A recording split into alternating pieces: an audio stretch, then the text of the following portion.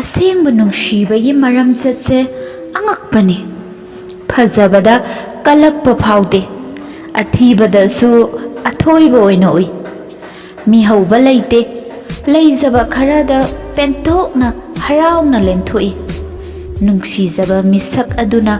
nokfet tawrakpada hotna jaman mahai yale khanduna hena haraujai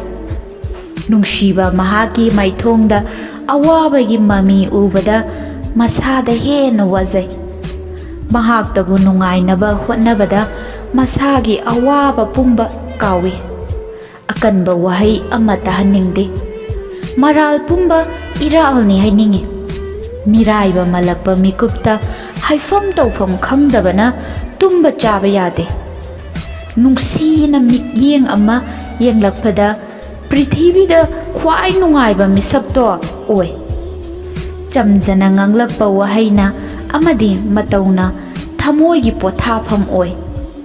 oina jana warak watemba wahai taraga hanjin hanjin soiningba phawhanba yaudaba natte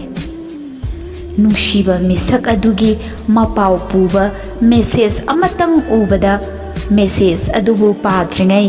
maithongda momon nokhiba khangaude phonda ring ama lakpada mahaktagi oiraboiningi toina call tawrakhiba matam khasiktang soibada